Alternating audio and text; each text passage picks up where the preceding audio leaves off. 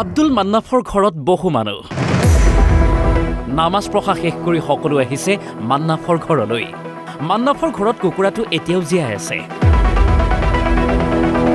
আপুনি হয়তো ভাবিব আগগুৰি নোহোৱা এইবোৰ কি কথা, কিন্তু কথা সেইটোৱেই, মুৰ্গীটো এতিয়াও জীয়াই আছে। ভালদৰে চাওক এই দৃশ্য। কলা ৰঙৰ মুৰ্গীটো সুন্দৰকৈ খোজকাঢ়ি আছে। ডিঙিত বেণ্ডেজ, কিন্তু নাই কোনো অসুবিধা। পাতনি দীঘলীয়া নকৰি আহিছো মূল কথালৈ। শুনক কি ক'লে আব্দুল মান্নাফে। আজি ঈদ উল ফিতৰৰ দিন পুৱাতে মই ঝাওডাঙ্গা বজাৰত গ'লোঁ, যাই এখন মুৰ্গী লৈ আহিলোঁ। মুৰ্গীটা মোটামুটি 1 কেজিৰ অলপ ওপৰতে আছিল। লৈ আহি মোৰ ল'ৰাক ক'লোঁ যে এটা জনাব মাতি মুৰ্গীটা জবাই কৰি দে। তো মুৰ্গীটা জবাই কৰি দিলে।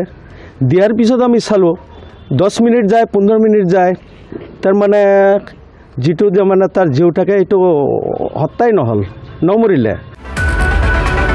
ঠিকেই কৰিছে। ধৰ্মীয় নীতি অনুসাৰে জবাই কৰিব বিচাৰিলেও নমৰিল কুকুৰাটো। ধৰ্মীয় নিয়ম অনুসৰি কুকুৰাটো পুনৰ মাৰিব নোৱাৰি, খাবও নোৱাৰে। গতিকে মুৰ্গীটো জীয়াই থকাটো বিচাৰে মান্নাফে। 7টা বজাত জবাই কৰি দিছোঁ, 7টা 7:30 হ'ব হালালৰ কাৰণে। এতিয়ালৈকে এইটো মানে জীৱিতই আছে, খোজকাঢ়ি আছে। তাক মাতিলোঁ, সি চাই অলপ বেণ্ডেজ কৰি দিলে। তো ভাবিছোঁ মুৰ্গীটো যদি জিন্দা থাকিলে ভাল হ'লে। এই খবৰ বতাহৰ দৰে বিয়পি পৰিল। হালাল কৰোঁতেও নমৰা কুকুৰাটোক চাবলৈ বহু লোকে ভিৰ কৰিছে মান্নাফৰ ঘৰত। আমাৰ এই মুন্নাফৰ ঘৰত এটা চৰাই হালাল কৰিব বিচাৰিছে, কিন্তু ইমান আল্লাহৰ নিৰ্মম ইতিহাস, এইটো ৰাতিপুৱাৰ পৰাই এতিয়াও জিন্দা আছে। এইটো আল্লাহ ভালো জানে। হয়তো চাব আহিছোঁ, মানুহ ৰাতিপুৱাৰ পৰা হাজাৰ হাজাৰ মানুহ ইয়াত আহিছে গৈছে। এই চাওক ইমান মানুহ আহিছে। আৰু পবিত্ৰ ঈদৰ দিনাই এই ঘটনা সংঘটিত হৈছে মানকাছাৰত। গৃহৰক্ষী জোৱান আব্দুল মান্নাফৰ ঘৰত সংঘটিত হৈছে এই ঘটনা। বহুতে ইয়াক আল্লাহৰ কৰিশ্মা বুলিও দাবী কৰিছে। মানকাছাৰৰ পৰা ফৰিদুল ইছলাম, NB নিউজ। আব্দুল মান্নাফৰ ঘৰত বহু মানুহ নামাজ পঢ়া শেষ কৰি সকলো আহিছে মান্নাফৰ ঘৰলৈ। মান্নাফৰ ঘৰত কুকুৰাটো এতিয়াও জীয়াই আছে। আপুনি হয়তো ভাবিব আগগুৰি নোহোৱা এইবোৰ কি কথা, কিন্তু কথা সেইটোৱেই, মুৰ্গীটো এতিয়াও জীয়াই আছে। ভালদৰে চাওক এই দৃশ্য। কলা ৰঙৰ মুৰ্গীটো সুন্দৰকৈ খোজকাঢ়ি আছে। ডিঙিত বেণ্ডেজ, কিন্তু নাই কোনো অসুবিধা। পাতনি দীঘলীয়া নকৰি আহিছো মূল কথালৈ। শুনক কি ক'লে আব্দুল মান্নাফে। আজি ঈদ উল ফিতৰৰ দিন পুৱাতে মই ঝাওডাঙ্গা বজাৰত গ'লোঁ, যাই এখন মুৰ্গী লৈ আহিলোঁ। মুৰ্গীটা মোটামুটি 1 কেজিৰ অলপ ওপৰতে আছিল। লৈ আহি মোৰ ল'ৰাক ক'লোঁ যে এটা জনাব মাতি মুৰ্গীটা জবাই কৰি দে। তো মুৰ্গীটা জবাই কৰি দিলে।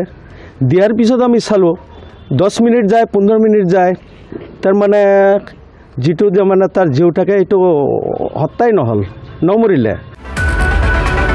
ঠিকেই কৰিছে। ধৰ্মীয় নীতি অনুসাৰে জবাই কৰিব বিচাৰিলেও নমৰিল কুকুৰাটো।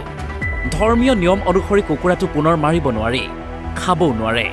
গতিকে মুৰ্গীটো জীয়াই থকাটো বিচাৰে মান্নাফে। 7টা বজাত জবাই কৰি দিছোঁ, 7টা 7:30 হ'ব হালালৰ কাৰণে। এতিয়ালৈকে এইটো মানে জীৱিতই আছে, খোজকাঢ়ি আছে। তাক মাতিলোঁ, সি চাই অলপ বেণ্ডেজ কৰি দিলে। তো ভাবিছোঁ মুৰ্গীটো যদি জিন্দা থাকিলে ভাল হ'লে।